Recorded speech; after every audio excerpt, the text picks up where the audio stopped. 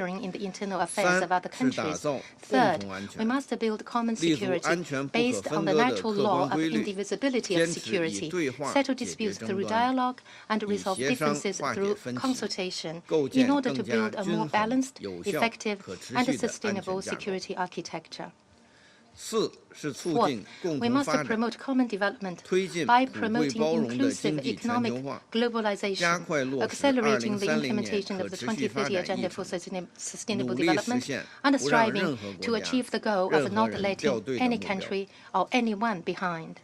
Fifth, We must uphold justice, safeguard the authority of the United Nations and international law, advocate a global governance based on joint consultation, collaboration, and benefit sharing, and enhance the representation and voice of the developing countries. Sixth, we must embrace openness and inclusiveness, promote equal dialogue, exchanges, and mutual learning among different civilizations, foster mutual understanding and kinship among peoples, and promote the common values of all humanity. President, in today's chaotic world, discourse on the international order covers a full range of opinions, with some obvious truths being willfully distorted, while certain specious arguments gaining currency. In light of the theme of today's debate, I wish to make the following points.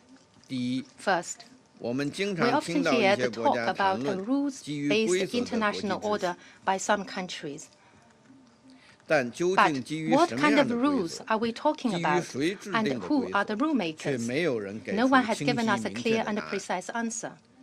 In fact, the so-called rules-based international order advocated by some is really intended to create another system outside the existing system of international law and to seek legitimacy for double standards and exceptions. I would like to emphasize that there is only one order in the world, and that is the international order based on international law. There is only one set of rules, and they are the basic norms of governing international relations based on the purposes and principles of the UN Charter. There is no room for ambiguity on matters of principle, and positions must be clearly staked out. It is time that vague concepts that confuse the public, regardless of its variety, be put to rest. Second, against the backdrop of the crisis in Ukraine and ongoing Israeli-Palestinian conflict, countries are highly concerned about international common security, and many peace-loving countries and people are working tirelessly to bring peace. However, NATO, a regional military bloc left over from the Cold War, has been seeking to expand its sphere of influence, stopping at nothing to create false narratives, pouring oil on the fire wherever they go, stirring up confrontation between camps, and even resort to shifting the blame to countries outside the region to frame them on the issue of Ukraine, which is just the opposite of what the international community is doing in terms of persuading and promoting peace and negotiation. History has amply proved that wherever NATO's dark hand extends to, turmoil and chaos will ensue. China hereby advises NATO and other countries in question to have a soul-searching and self-inspection and stop being the troublemakers who jeopardize common security at the expense of others. Third, common development and common security are mutually reinforcing. They are the foundation of a sound international order in which development is the master key to solving all problems. A just and equitable international order cannot be built on the basis of the developed countries getting ever richer, while the developing countries remaining locked in poverty and a lack of development in the long run. We must respond to the general trend of the collective rise of the global south and make substantive strides in such areas as reform of the international financial architecture and artificial intelligence governance, so as to help and empower the developing countries to catch up. Individual countries have inappropriately broadened the concept of national security by building small yards and high walls, and indiscriminately imposed unilateral measures to disrupt the global production and supply chain, which will ultimately lead to a situation of no winners, whether bilaterally or multilaterally. We must resolutely resist such erroneous practices. President, this year and next, the United Nations will usher in such important agendas as the Summit of the Future and the 80th anniversary of the foundation of the UN. We must seize these important historical opportunities and make joint efforts to bring the international community more closer under the flag of the United Nations. Practice genuine multilateralism and make unremitting efforts to build a just, democratic, and sustainable international order. Thank you, President. Я благодарю представителя Китая за его выступление и предоставляю слово представителю Словении. Thank you, Mr. President. As we are meeting to discuss preparedness of our multilateral system for the contemporary challenges, I would like to start with the timeless words of the second UN Secretary General, Dag Hammarskjöld, and it goes, "The United Nations was not created to bring us to heaven, but to save us from hell." Unfortunately, we seem to be moving more in direction of the latter. We live in a world of dark statistics, with the highest number of ongoing conflicts, the highest number of casualties among civilians, among children, humanitarian and medical workers, among journalists. Conflicts have driven a number of forcibly displaced people to record high. We live in time of hunger and protection crisis. Women, children, and older persons bear the largest burden. Climate change, water scarcity, and pollution are adding pressure on the communities around the globe. This dark trend is not a consequence of an outdated multilateral system, but rather a consequence of erosion of respect for its principles by some UN member states, including, regrettably, by a member of the Security Council. We are witnessing flagrant violation of the UN Charter with Russian aggression in Ukraine. Appalling violations of international humanitarian law and human rights law are causing immense suffering of civilians in Gaza, in Sudan, in Ukraine, and elsewhere. We are facing blatant disregard for the Security Council resolutions and its sanctions in Sudan, in Gaza, DRC, and DPRK, to name a few. The problem is not in multilateral system built around the UN. The problem is that the international order based on power of rules is being pushed out by rules of power. We can't and we don't need to agree on every issue on the agenda of the Security Council, but we need to share a basic foundation of effective multilateralism, which, according to our conviction, should be respect for the UN Charter and international law. No ifs, no ands, and no buts. As a minimum, this means peaceful settlement of disputes, refraining from the threat or use of force against territorial integrity of other countries. And it means protection of civilians and civilian infrastructure in times of war.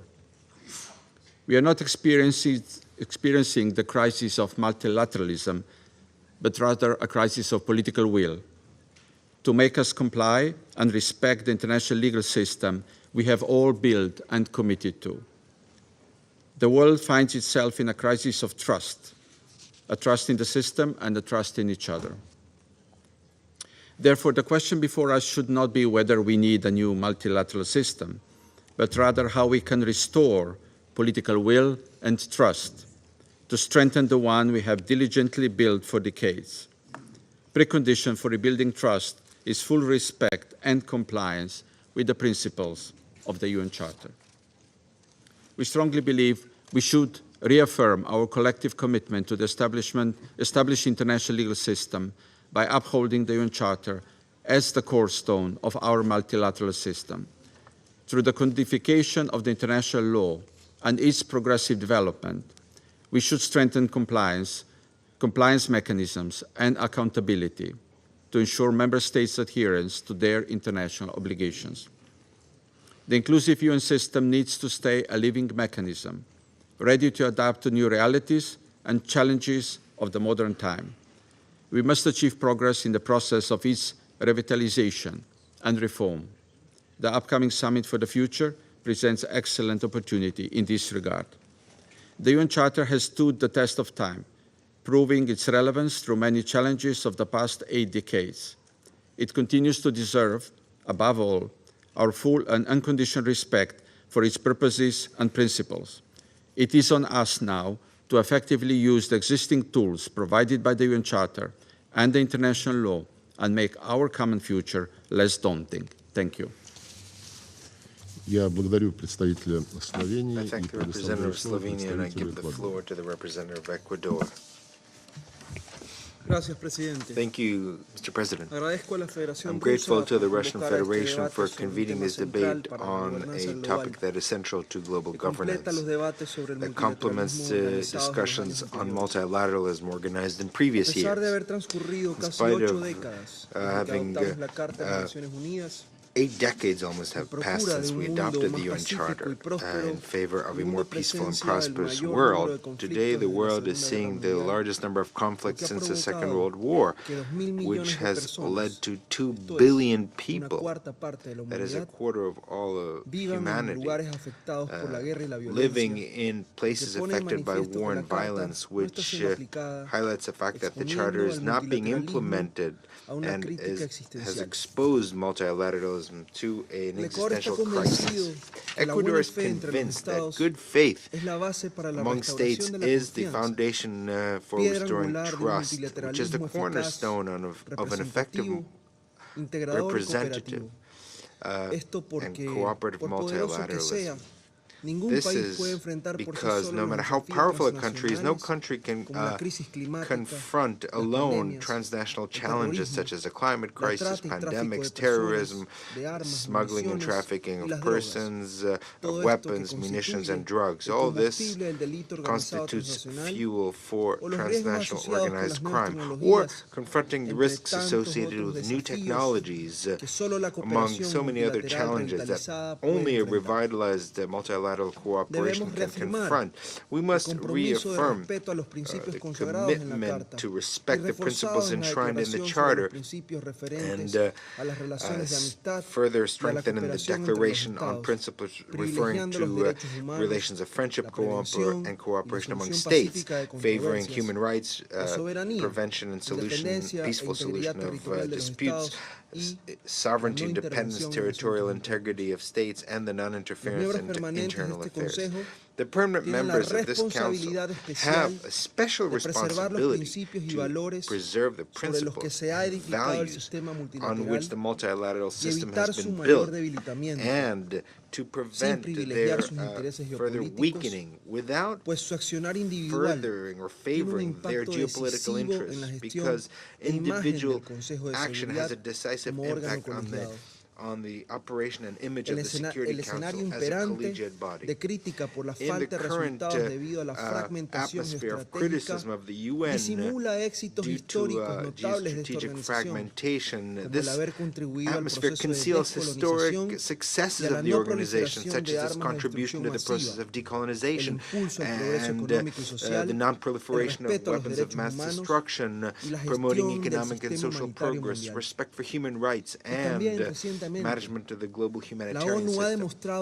Also, recently, the UN has demonstrated that it can contribute to filling some of the vacuums that persist in global governance, such as, for example, the adoption of the agreement on biodiversity beyond national jurisdiction last June.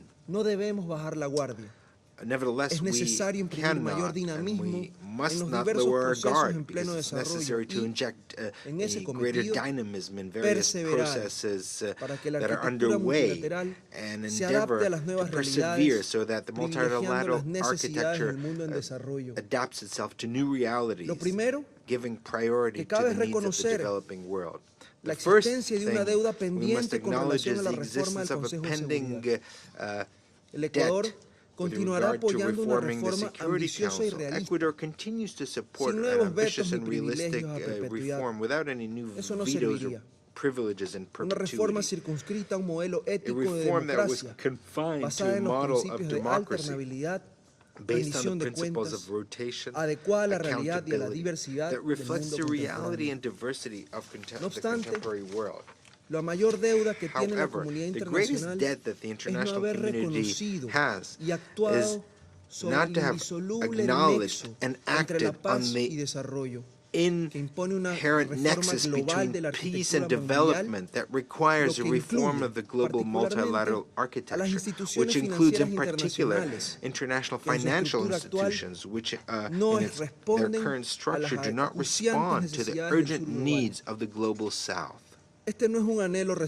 This is not a recent wish. Just a few months ago, we marked the 50th anniversary of the Declaration on the Establishment of a New International Economic Order, whose principles recall the need to improve the coherence and consistency of the international monetary, financial, and commercial systems, as well as the urgency of addressing the asymmetry that has affected development prospects of countries of the global south. Such reforms require particular relevance for the implementation of the Agenda 2030 agenda for sustainable development as a transformative vision for economic, social, and environmental sustainability. Investments in development and shared prosperity are fundamental for the maintenance of peace and access to financing, capacity building, technology transfer to developing countries depend on the implementation of this agenda. I would like to conclude by quoting the words of Dag Hammarskjöld in the General Assembly on the 3rd of October 1953 in the morning of the General Assembly. He said, "It's not the Soviet Union or indeed any big power who need the United Nations for their protection. It is all of the others." In this sense, the organization is, first of all, their organization, and I deeply believe in the wisdom which they will be able to use it and guide it. Señor Presidente, Mr. President, Your Excellencies, colleagues, cuando nos aprestamos a celebrar la cumbre del we futuro en prepare septiembre próximo, to el Ecuador celebrate cree que the Summit debemos of the Future this coming aproximarnos September, a la Ecuador misma believes como una that oportunidad we para need to approach demostrar it que la as cooperación another multilateral opportunity to es la demonstrate that mejor multilateral herramienta para enfrentar los cooperation is the desafíos best globales instrument to y confront que global está vigente challenges. ese implícito llamado para que quienes más necesitamos a la This implicit organización appeal usemos su arquitectura for those who most need it to use the organization to leave no one behind is still as valid as ever. Thank you very much. Я благодарю I представителя thank the Эквадора и representative of Ecuador предоставляю and I слово give the представителю floor Мозамбика. to the representative of Mozambique. Mr. President, Mozambique highly commends the initiative of the Russian Federation for convening this open debate under the theme multilateral cooperation in the interest of a more just, democratic, and sustainable world order. The theme under discussion today offers a unique opportunity for Council members to revisit the Charter, the legal instrument that binds us together around this horseshoe table and beyond. This is a golden opportunity for us to exchange thoughts and views on how best our collective actions can be energized and channeled to build a more just, peaceful, democratic, and sustainable world order in the current challenging times. We hold the view that the United Nations was born essentially as a multilateral body aimed at guaranteeing that the system of collective security enshrined in the Charter works for the benefit of all humankind. As a matter of fact, Article 1, Paragraph 4 defines as one of the purposes of the United Nations to be a center for harmonizing the actions of nations in the attainment of common ends. It is our understanding that chief among these common ends is the maintenance of international peace and security. On many occasions, as Council members and as members of the United Nations at large, we have committed ourselves to this multilateralism that is embedded in the letter and the spirit of the Charter.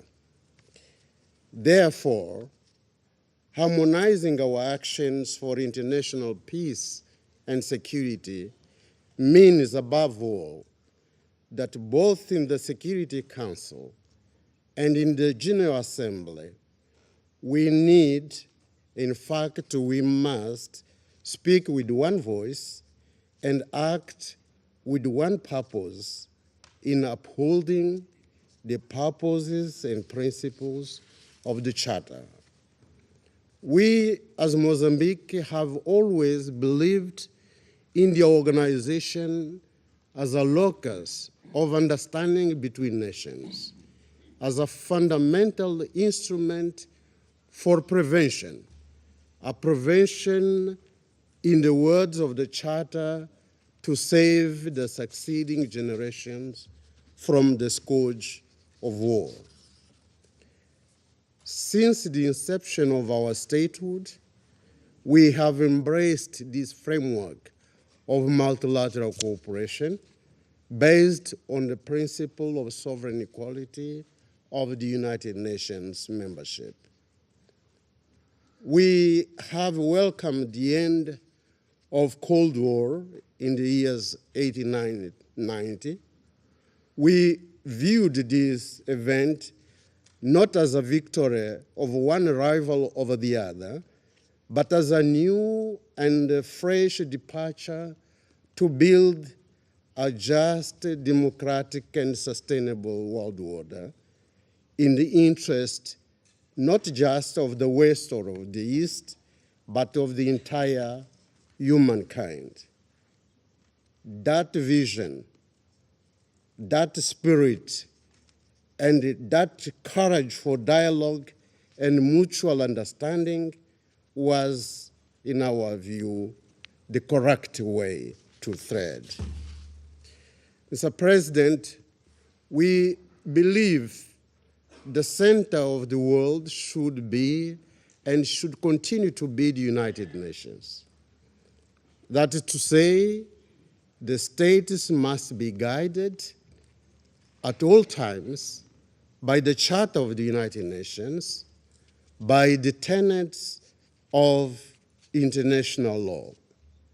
Our common yardstick in that respect should be the degree to which each nation, how each nation behaves in regard to international law. We have always advocated multilateralism with inclusivity. We have supported in every instance efforts to create a peaceful and sustainable world order where the needs and priorities of the developing and least developed countries are taken into account. We recall that that was the purpose behind our effort for the establishment of a new international economic order in the 70s. That is, we believe, what we aspire to materialize today with the SDGs that pledge that no one should be left behind. The SDGs thus translate faithfully what the Charter aptly phrased as the determination to promote social progress and better standards of life in larger freedom. In the context of building an effective multilateralism, Mozambique reiterates the call on the need for Security Council reform, a reform that must take into account the African common position based on the Zuluini Consensus and the Sirte Declaration. This will allow the Council to be more inclusive, fair, just, and democratic in the discharge of its duties under the Charter at the service of the entire humankind. Mr. President, the current global security challenges require concerted efforts and a reinforced role of cooperation. Those challenges include interstate wars, intrastate conflicts, terrorism, violent extremism, transnational organized crime, proliferation of weapons, limited peacekeeping capacity and financing, among others. We are certain that global problems demand global responses. Therefore, a more just, democratic, and sustainable world order must be anchored on a cooperation where relations among nations are constructive and robust and are based on a respect for the principle of equal rights of states and the self-determination of peoples. I thank you, Mr. President. Я благодарю представителя Мозамбика и предоставляю слово министру иностранных дел и торговли Венгрии, его превосходительству господину Петру Сияру.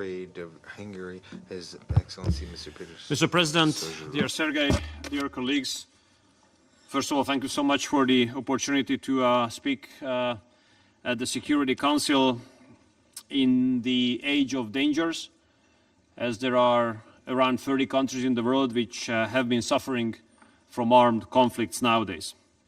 I'm representing a country, I hope European Union colleagues paid attention, I'm representing a country, Hungary, which has been living in the shadow of a war for 2.5 years now.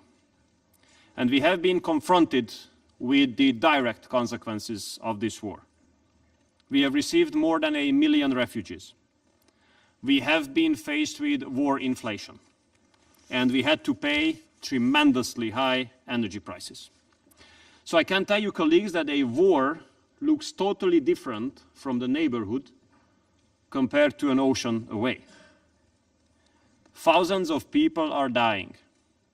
A country is under destruction, and this is the daily experience. But there's a long-term risk as well. A long-term risk of the world being divided into blocks again. And here comes our historic experience, a country coming from Central Europe. We know it very well from our historic experience that in case there's no chance for a civilized cooperation between East and West, we lose on it. And we don't want to lose again. Dear colleagues, I've been in this position for almost 10 years now, the longest serving currently in the European Union.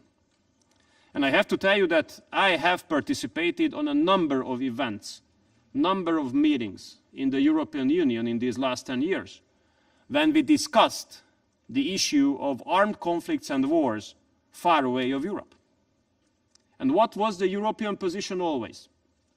Urging the parties of the war, of that given war, to give up the battlefield solution, to sit around the negotiating table, to go for peace, negotiate with each other, look for the diplomatic solution. And what is the position now when there's a war going on in Europe? Totally different. And not only totally different, but the word peace, the word negotiation, if it is being used by someone, is being stigmatized immediately. We very well know the expressions, spies, Trojan horse, friends of whoever. So, you know, very, very bad approach. The legitimacy of diplomacy is basically being debated. For us, diplomacy is not only talking to those with whom you agree 100%. This is not diplomacy. This is something totally different. Diplomacy is about talking to everyone, even to those with whom you do not agree on major issues. That's an achievement. That's an achievement. The last 2.5 years have proved clearly in our neighborhood that there's no battlefield solution for the war in Ukraine.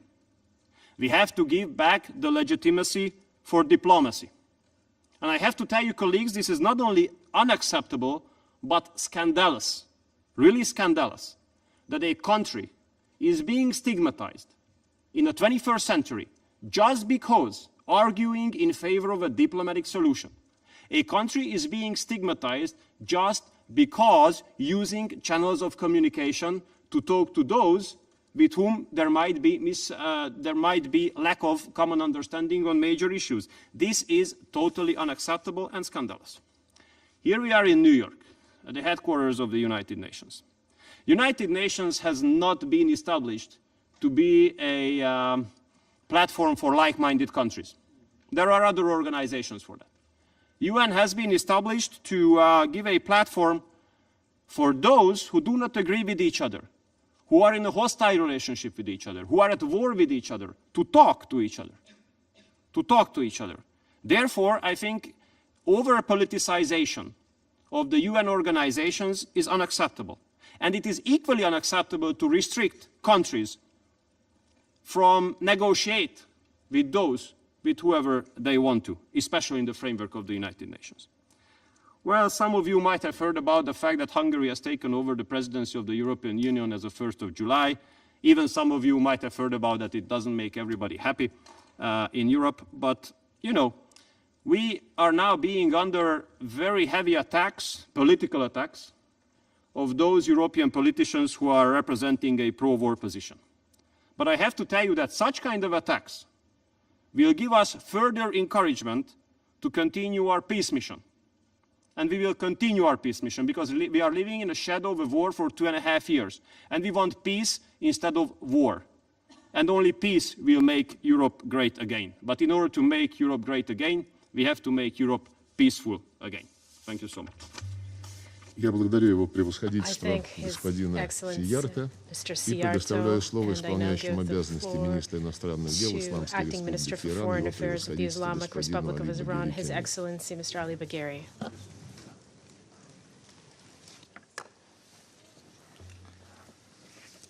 In the name of Allah, the most compassionate, the most merciful.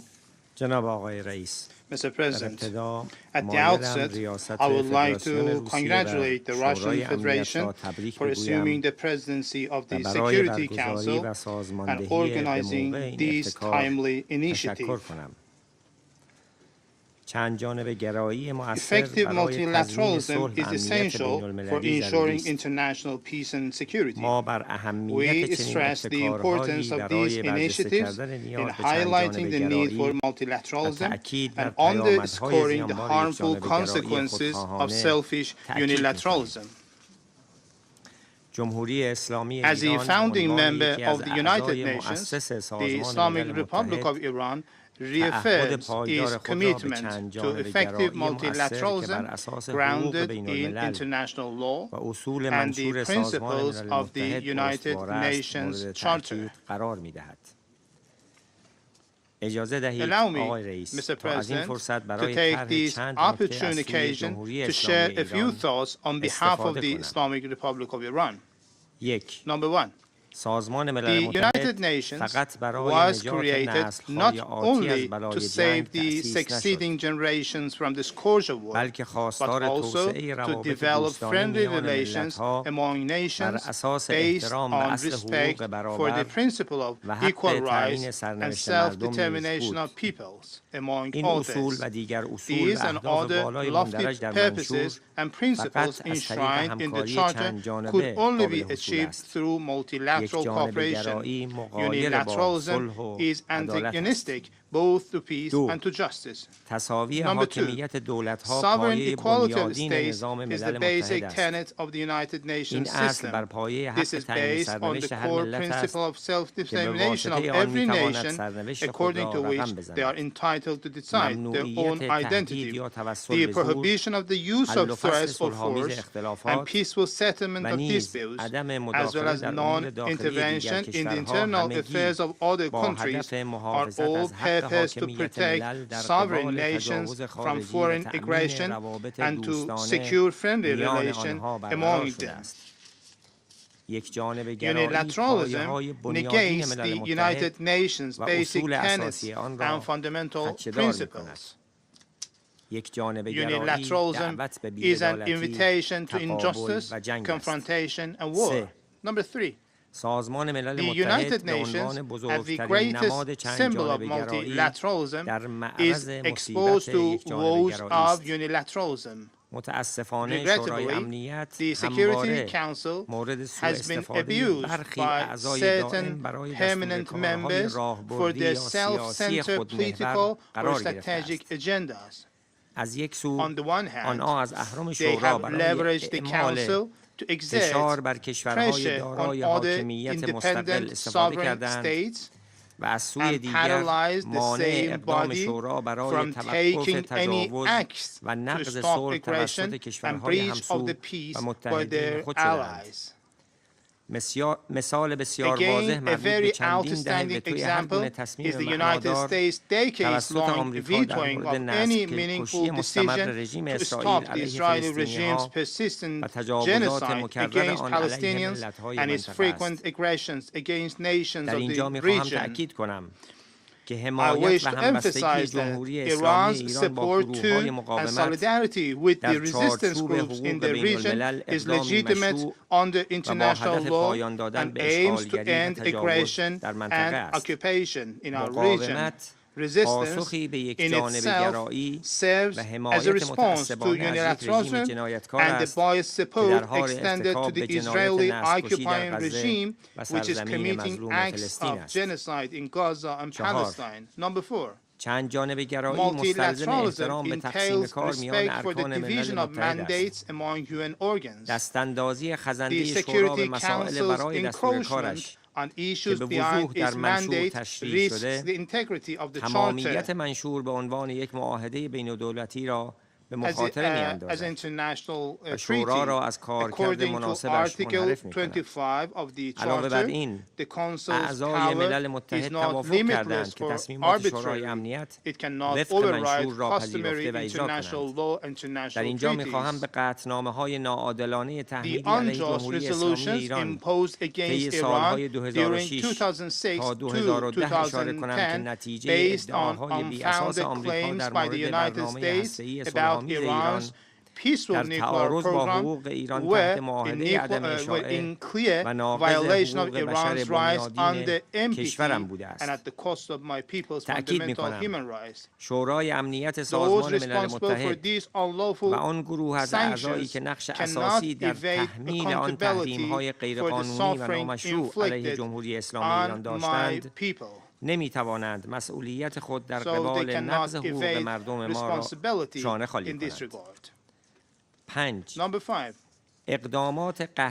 Unilateral coercive measures in the form of extraterritorial sanctions still continue to showcase a blunt, inhumane manifestation of radical unilateralism. The United States and its Western allies that reinforce those sanctions must be held accountable for untold sufferings, death, and destruction they have caused on the targeted nations, including my own people. Mr. President, ladies and gentlemen, the Islamic Republic of Iran has consistently demonstrated its commitment to multilateralism, with a clear example being its constructive contribution to the conclusion of the JCPOA. These successful multilateral initiatives address an unwarranted crisis and unfounded concern from the West regarding Iran's peaceful nuclear program, aiming to lift the illegal and unjust sanctions imposed on the Iranian nation. However, this multilateral process encountered a significant challenge due to the unilateral actions of the United States and its allies. The U.S. unilateral and unlawful withdrawal from the agreement exemplified unilateralism in the international arena, causing harm to all parties involved. Equally important, Iran's good neighborhood Government's policy highlights the importance of multilateralism in resolving common concerns and challenges. In this context, Iran pursues regional dialogue and cooperation to create an environment where resources can be devoted to the progress and development of the region for the benefit of all. Strengthening partnerships and cooperation for collective security and sustainable development in the region will be the cornerstone of the Islamic Republic of Iran's foreign policy. Mr. President, in conclusion, I would like to emphasize the new approach and foreign policy of the President-elect of the Islamic Republic of Iran, which focuses on strengthening multilateralism in accordance with the purposes and principles of the UN Charter and international law. His Excellency Dr. Pezeshkian, the President-elect of the Islamic Republic of Iran, recently outlined his primary foreign policy strategy, which aims to open new horizons and foster friendly relations with other nations based on dialogue, cooperation, equality, and mutual respect. This strategy places particular importance on neighboring countries and the broader region, as well as on maintaining constructive relations with other states. Mr. President, as Mr. Secretary General has underlined, global challenges could be solved only through respect for international law, adherence to global commitments, and adoption of appropriate frameworks of multilateral governance. The Islamic Republic of Iran echoes these calls and welcomes any initiatives to further promote respect for international law. Multilateralism is key in this regard. چند جانبه گرایی کلید اصلی مقابله با تهدیدات و چالش‌های جهانی است. معتقدیم که تنها راه ایجاد محیط امن، عادلانه و فراگیر همین است تا ملت‌ها از رشد و صلح پایدار بهره مند شوند. از توجه همه شما سپاسگزارم. Я благодарю его превосходительство господину Багирикини и предоставляю слово министру иностранных дел Кувейта, его превосходительству господину Абдулле Али Аль-Яхья. بسم الله الرحمن الرحيم. In the name of Allah, most gracious, most merciful, Your Excellency, Minister Sergei Lavrov, the Minister of Foreign Affairs of the friendly country of the Russian Federation, President of the Security Council, Your Excellency, peace, mercy, and blessings of Allah be upon you. At the outset, I would like to congratulate you, Mr. President, and your friendly country on your presidency of the Security Council for this month. We hope that your presidency will contribute to the promotion and maintenance of international peace and security, and that your efforts will translate the visions and aspirations of all peoples of the world in order to support the effort for stability and the basis for interaction in our foreign relations. I will also like to wish to express our appreciation for your convening of this first of its kind meeting to engage all in a direct and constructive dialogue in order to assess the existing international order, study all the dimensions, and push for achieving aspirations of the peoples of the world. Mr. President, as the eighth decade since the establishment of the UN and the entry into force of its charter draws to a close, we reaffirm the importance of the international community's renewed commitment to the purposes and principles of the charter, which is the cornerstone of joint international action and the basis for strengthening international cooperation in line with the changes and ramifications witnessed in the world over the past years, thus enabling us to face international challenges through creative and innovative policies that keep pace with changes and ensure a favorable environment for our relations, work, and international cooperation. In spite of all those challenges and obstacles facing the work of our ancient organization, the UN remains the most accepted, credible, and legitimate international multilateral mechanism in the field of joint international action. Its charter and its principles and purposes remain a clear framework and a main point of reference for defining and developing relations among nations and states, and a solid solid basis for our joint action. Hence, now more than ever, we need to review our assessments and priorities to strengthen all the means aimed at developing our common action. The state of Kuwait renews its call for the reform of the Security Council as one of the main pillars of the comprehensive reform process of the UN. The state of Kuwait also supports all efforts to achieve a comprehensive and genuine reform of the Security Council so that it may be more capable and effective in facing our current challenges in a more representative, transparent, impartial, and credible manner. Mr. President, the political, humanitarian, and health crises that the world has witnessed over the past 2 decades, as well as crises in food and energy security, the challenges of climate change, the spread of poverty, the threats to international peace and security, and the achievement of development goals. All these crises and other transboundary crises have served as a severe test for a multilateral world order. They have made clear the urgent need for strong, effective world order based on partnership and solidarity at the international level, based on the fundamental values and principles of multilateralism as regulated by international law and international UN legislation that we have all accepted, in light of global challenges that require concerted efforts to address them. Small states must play a pivotal role in addressing these challenges as a necessity. In this context, we also count on developed states to play a leading role that contributes to the creation of a more equitable and balanced partnership and to fulfill their agreed upon commitments in support of the development in the least developed countries through technology transfer, debt relief, including ODA.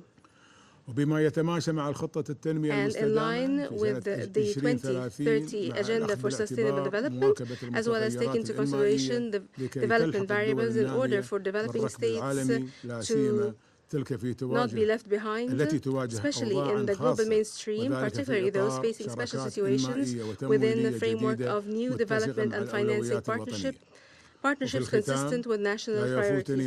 In closing, I would like once again to commend your cooperation and that of the permanent mission of the Russian Federation to the UN in conducting the work of the Security Council for this month. We hope that these discussions will continue on the reform of the current world order so that it would be more stable, sustainable, just in the long term. May the peace and blessings of Allah be upon you. Я благодарю его превосходительство господина His Excellency Mr. Al-Yahya for his statement, and I give floor to the Deputy Minister for Foreign Affairs of Belarus, His Excellency Mr. Yuri Ambrazevich. Уважаемый господин председатель, Mr. President, уважаемые члены Совета Безопасности, distinguished members of the Security Council, дамы и господа, ladies and gentlemen, позвольте поздравить allow Российскую me Федерацию to с congratulate председательством the Russian Federation и on its пожелать успеха в presidency выполнении and этой wish it success in важнейшей fulfilling функции this многосторонней дипломатии. extremely important role in Хотим multilateral отметить diplomacy. исключительную важность We would like темы to note the сегодняшней exceptional дискуссии. importance of the topic of today's Действительно, в discussion. следующем Indeed, году next year, мир отметит the 80-ю world will be годовщину marking the окончания 80th Второй мировой anniversary войны, of the end of the Second World War, самого кровопролитного и the опустошительного bloodiest and most противостояния devastating в истории conflict in human человечества. history. Свидетели той The войны witnesses of that и war великие умы той эпохи, and the great minds of that era, создавая устав Организации when they Объединенных created Наций, the United Nations как Charter документ, as a воплотивший document идеалы that embodied всеобщей the вовлеченности, ideals of universal солидарности engagement, и уважения solidarity, суверенного равенства and государств, respect for the sovereign equality of как документ, states, as отражающий a document идеи that действительно reflected the разделенной ideals of ответственности и truly неделимой shared безопасности, responsibility and indivisible security, как инструмент многостороннего instrument инклюзивного for решения глобальных multilateral, проблем, inclusive solutions to global не могли problems. представить, что When they created долгий it, they путь could not have их imagined идеалов that the long journey от де-факто of their ideals from биполярного a мира de facto bipolar world через однополярный момент through a к moment of unipolarity and towards a future multipolarity would lead us today not only to the minimization of multilateralism in international affairs, but also to the brink of a Third World War. The desire to maintain its hegemony, the unwillingness to recognize the legitimate security interests and concerns of its neighbors and other actors, the pursuit of unilateral advantages in access to resources, and the desire to take unfair advantage of its dominant economic position have led the West, seemingly intoxicated by the euphoria of its unipolar moment and its elites, to an outcome that it seems it hadn't predicted itself. The West was not able to spearhead multilateralism as a true leader might have done. Instead, Western elites attempted to maximize their advantages to exploit others. And resistance to this has led to increased tensions across the world, to a rise in conflicts, to the deterioration of the international security architecture, of confidence-building measures of arms control. It has led to confrontation to a greater or lesser degree with a part of the international community, and even to war in Europe. We are witnessing Western elites' conscious rejection, Western elites represented by NATO, conscious rejection of multilateralism in addressing crises, and their reliance on confrontation with those who they identified as competitors, adversaries, and threats. Moreover, we are witnessing not just the West's rejection of multilateralism, but its rejection of bilateral international cooperation. Instead, the West is choosing to force others to engage on terms it imposes and rules it imposes. Just consider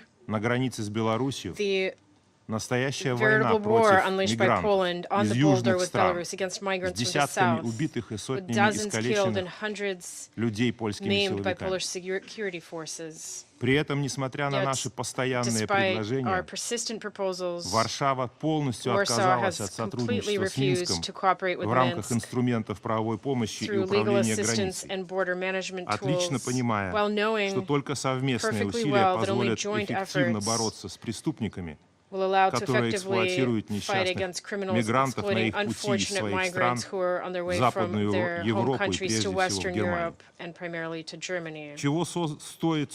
Or take Lithuania's deliberate ban on the transit of Belarusian fertilizers through Lithuanian ports to African and Asian countries, or Vilnius's rejection of Minsk's willingness to arrange transit of Ukrainian grain to those same countries. We should also mention EU member states' ban on flights to the Republic of Belarus in this list. Is the first, second, third, and fourth not directed not only against Belarus, but also against the interests of many other states and ordinary people? You can cite many more examples of this. One gets the impression that while still being globally involved in the international agenda, Western states are increasingly limiting themselves and depriving themselves of instruments of influence. Is this not a rejection of multilateralism? The focus on unipolar actions and one-sided benefits and dictating one's own rules. This is the root of the problems of today's world. This trend, however, is countered to what we see in Greater Eurasia, which is a unifying agenda in a number of formats, including the Shanghai Cooperation Organization, the Commonwealth of Independent States, the Eurasian Economic Union, ASEAN, and other regional associations operating in this area. These associations are not directed against someone. They're not directed against the West. But as has already been noted, it is the West itself that is unwilling to cooperate with them. Recognizing this situation, last year Belarus organized a high-level international conference on Eurasian security, reality, and prospects in a transforming world in Minsk. In addition to our peace efforts to achieve the Minsk agreements, and in addition to our unifying initiatives in order to build a new security architecture in Europe entitled Helsinki II, on the global topic of on the global spirit of a security dialogue in the spirit of San Francisco. At the Minsk conference last year, Belarus launched a discussion on building an equal and indivisible Eurasian security architecture. It is revealing that the overwhelming number of Western states who were invited ignored that invitation. It seems that true multilateralism will be revived among truly like-minded people and participants. During that conference, Belarus put forward an initiative to develop a European charter of diversity and multipolarity in the 21st century. We envision this charter as a unifying document which will formulate the parameters and principles for the functioning of security architecture in Eurasia, as well as a strategic vision of multipolarity and multilateralism, of the revitalized system of international relations, perhaps not only in Eurasia, but in the whole world. For us, these principles are clear and evident. They are, above all, reliance on international law, strict observance of the principle of the indivisibility of security, respect for the diversity of the development paths of all states, equal cooperation of all members of the international community, enhancing the role of the UN, making full use of regional associations, organizations, and integration mechanisms, and, of course, returning to a truly effective multilateral cooperation. Further discussions on this topic will be held at the second Minsk Conference on Eurasian Security at the end of October and beginning of November of 2024. I thank you for your attention. I thank His Excellency, Mr. Ambrazevic, for his statement, and I now give the floor to the Vice Minister of Foreign Affairs of Thailand, His Excellency, Mr. Ras Jelichandra. Mr. President, I would like to thank the Russian Federation for organizing this meeting. Thailand welcomes this open debate because we are committed to multilateralism. I wish to make 4 points as follows. First, the increasing number of conflicts worldwide require a more inclusive, resilient, and effective multilateralism, with the United Nations at its core. The lack of inclusive and transparent discussions often leads to differing perception and mistrust. Diplomacy and dialogue are key to avoid further confrontation and escalation of violence. The United Nations convening power should be leveraged to bring all sides together to work on sustainable and peaceful solutions. The forthcoming summit of the future will be an opportunity for all states to redesign the UN that is capable of addressing current and future global challenges. Second, to ensure that multilateralism with the United Nations at its core will continue to be relevant, the reform of United Nations, particularly the Security Council, is important. The Council should be reformed in such a way that reflects broader geographical representation, cross-regional balance, and greater representation of developing countries. But a more representative council is not enough.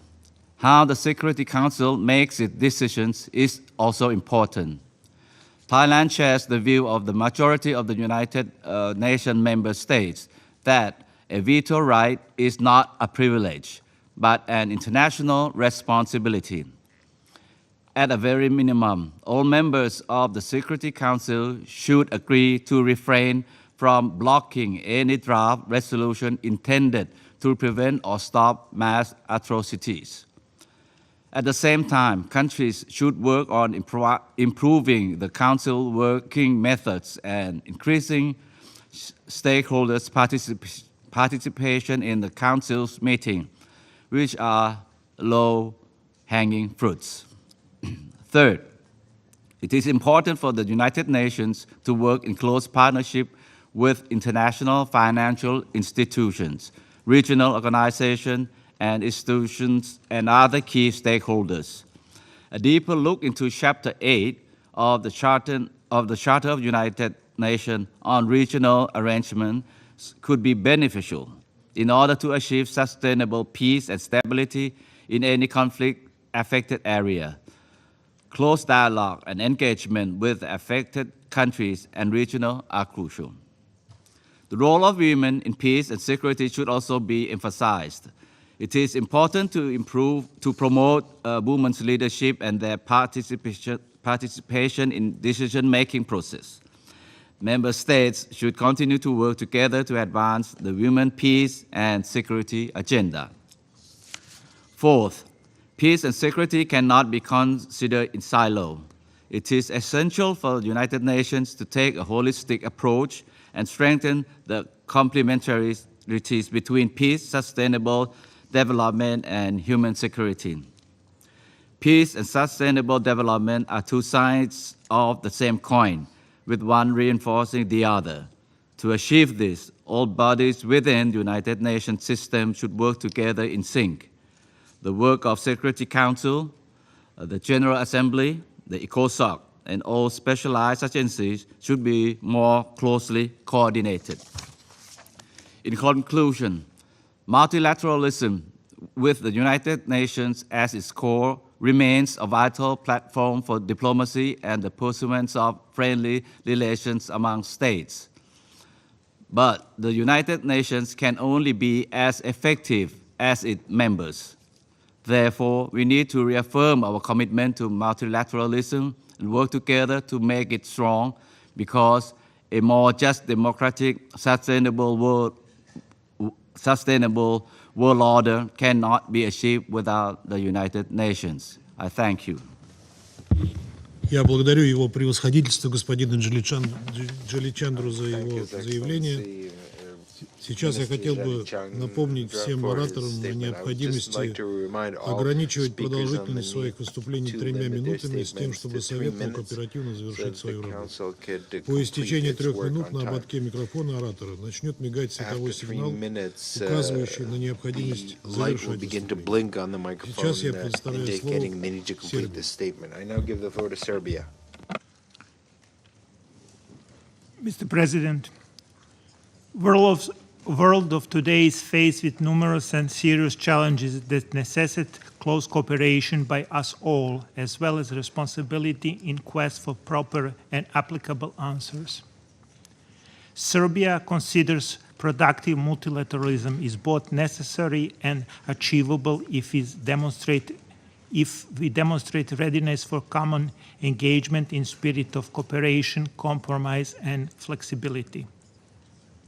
My country's foreign policy efforts at a global level and cooperation with our partners in Europe and in the region have been aimed at the making of contribution through the constructive approach to achievement of all our common goals.